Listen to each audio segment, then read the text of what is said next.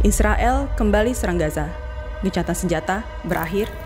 2 bulan setelah gencatan senjata yang disepakati Hamas dan Israel, pasukan Israel kembali menyerang jalur Gaza beberapa hari sebelum Idul Fitri. Apa yang sebenarnya terjadi? Selengkapnya kita bahas.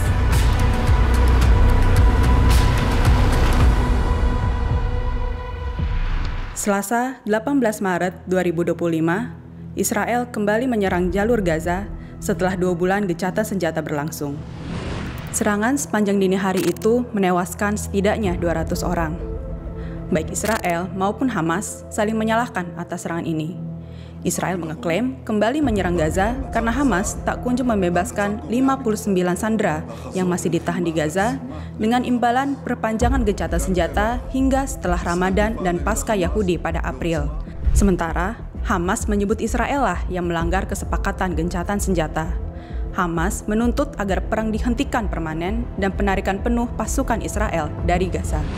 Israel bahkan berkonsultasi dengan Amerika Serikat sebelum kembali menyerang Gaza. Hal itu dikonfirmasi oleh Sekretaris Pers Gedung Putih, Karoline Leavitt.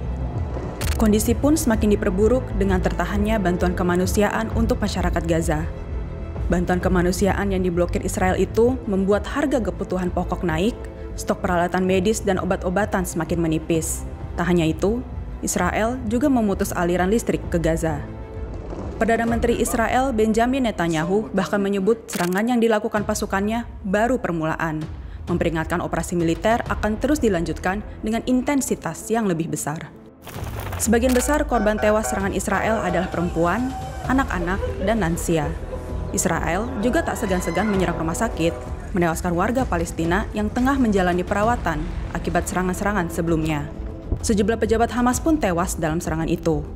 Total lebih dari 700 warga Palestina tewas sejak serangan 18 Maret 2025. Sementara itu, Presiden Palestina sekaligus pemimpin Fatah, Mahmud Abbas, meminta agar Hamas segera melepaskan kekuasaan mereka di Gaza demi menyelamatkan nyawa warga Palestina di Gaza.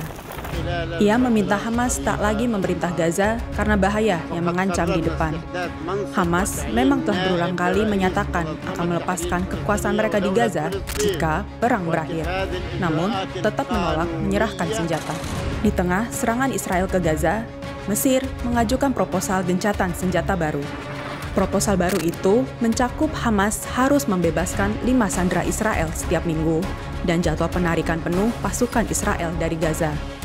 Kata Hamas, berbagai proposal yang diajukan tengah didiskusikan dengan mediator untuk menjembatani kesenjangan demi mencapai titik temu yang dapat memulai kembali negosiasi gencatan senjata tahap kedua. Sayangnya hingga saat ini, Israel belum merespons proposal Mesir ini.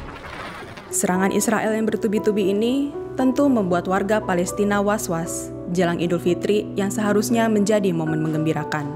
Akankah negosiasi gencatan senjata yang bertujuan mengakhiri perang secara permanen dapat segera disepakati? Simak terus perkembangan isu berita internasional hanya di Kumparan, bicara fakta lewat berita.